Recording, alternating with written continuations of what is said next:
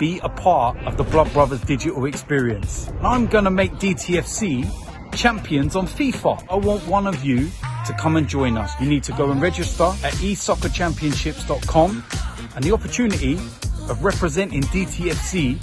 We let our football do the talking, whether it's on the pitch or whether it's digital. United stand was easy, 7-0, and AFTV 5-1 in the final. Hey, DTFC! Football. I told you. Oh my God, blood, look at this guy. Who's going to finish bottom? You, blood.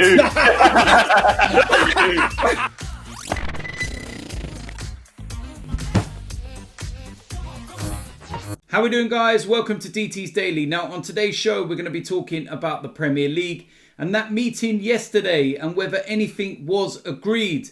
We're also going to be talking about Spurs because they've had to borrow £175 million from the Bank of England. And the last piece of news involves Arsenal and a possible transfer target. And it's a former Manchester United player that didn't have the greatest of times in the Premier League. I represent my fucking self. How we doing, guys? Welcome to DT's Daily. That's right.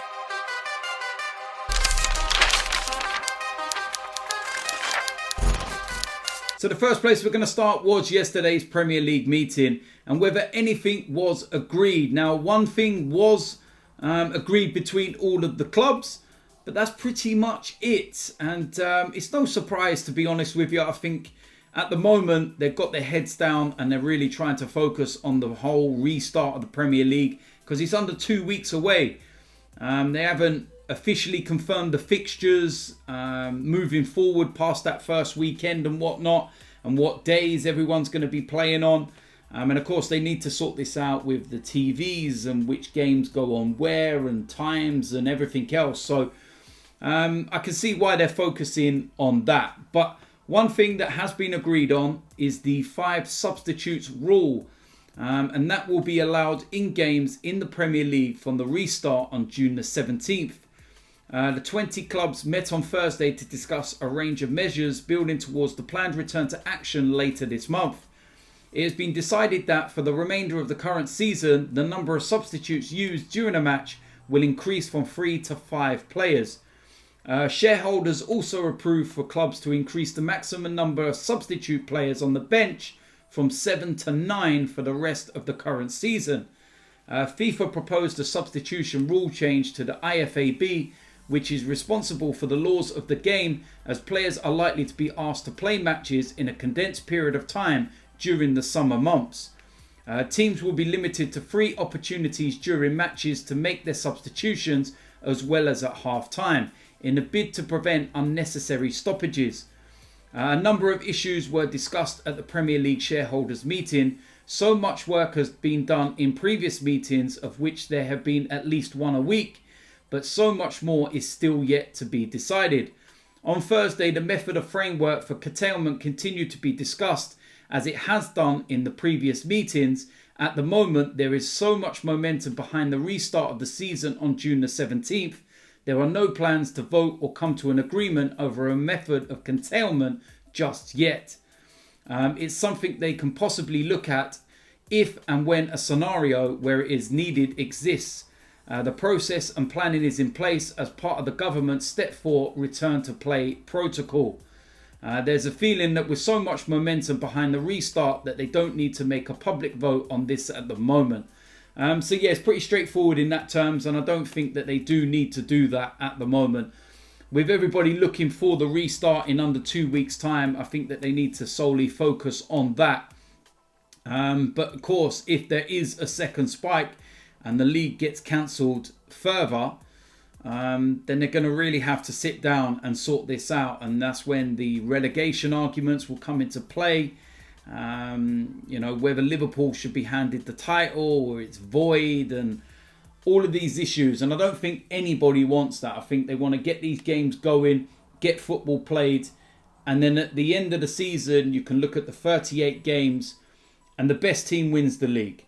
You know, the best teams get into their European places. The worst teams get relegated.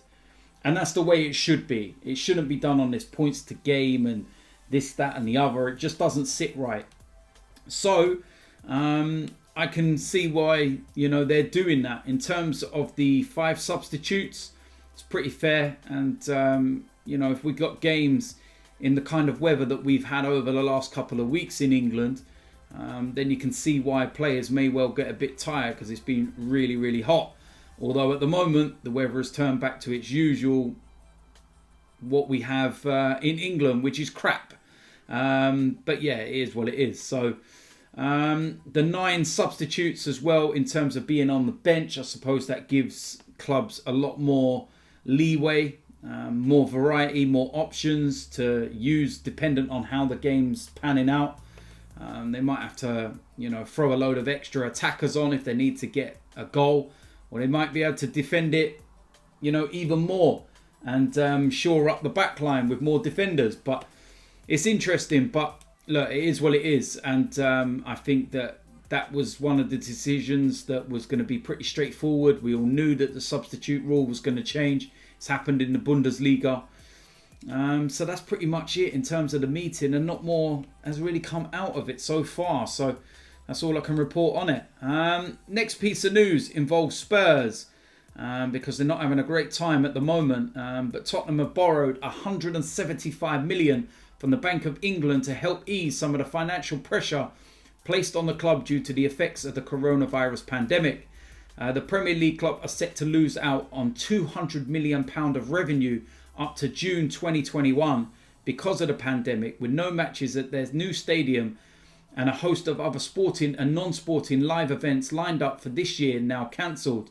They are eligible for a COVID CCF scheme, repayable with a 0.5% interest rate.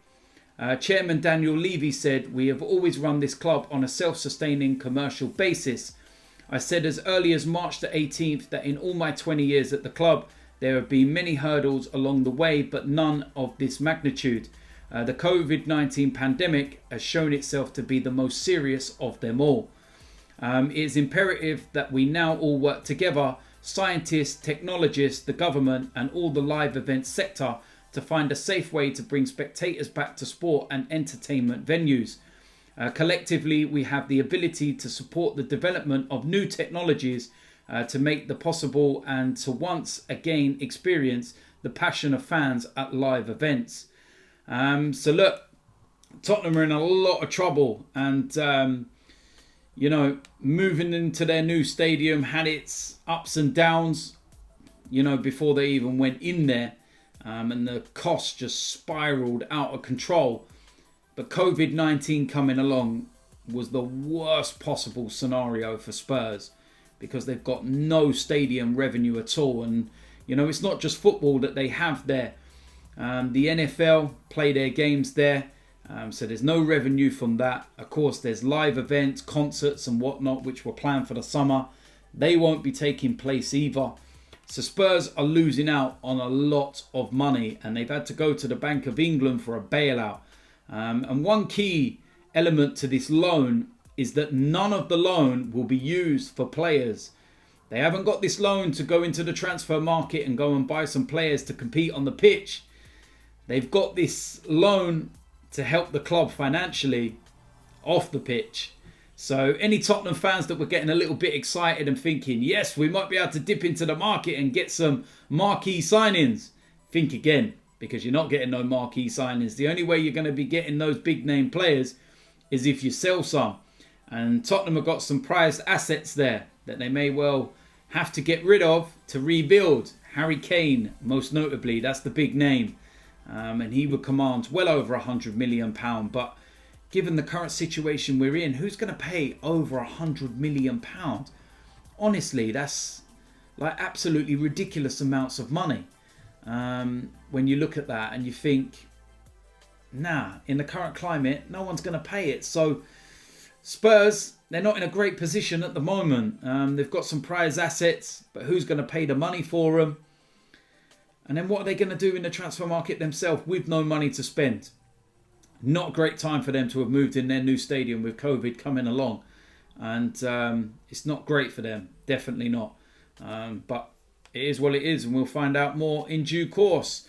Last piece of news is a bit an interesting one, and it involves Arsenal. And of course, there's so many names being mentioned and linked to Arsenal with a transfer window opening. And one name that's being mentioned is Memphis Depay. And it's a bit of an interesting one. ESPN have reported that Depay will be available for just £30 million this summer, as he has rejected the chance to extend his Lyon deal. He has been labelled a flop in the Premier League after he spent 2 seasons with Manchester United from 2015 until 2017. But he has found his form this season before injury, scoring 14 goals with 2 assists across 18 appearances.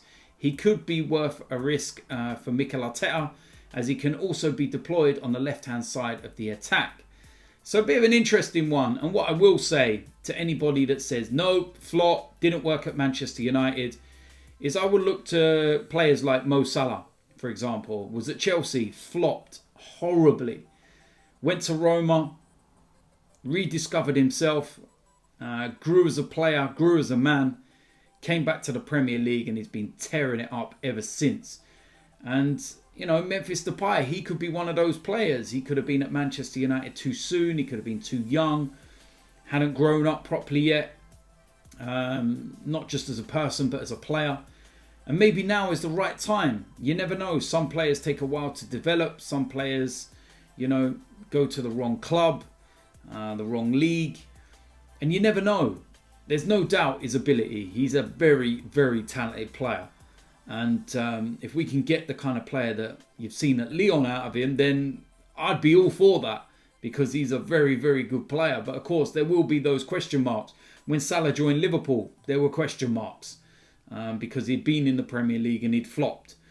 So yeah, a bit of an interesting one. And we'll wait and see. At the moment, it's just rumours.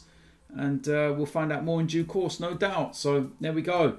That is it for today's DT's Daily. As usual, let me know in the comment section what you think about today's topics. Especially this Memphis Depay one. If you are an Arsenal fan, would you have him at the club? Do you think that he could cut it in the Premier League despite his troubling times at Manchester United a couple of years or so ago? Listen, if you're new around here, make sure you do hit that subscribe button and make sure you smash a like on this video. And I will see you a lot soon. I'm out of here.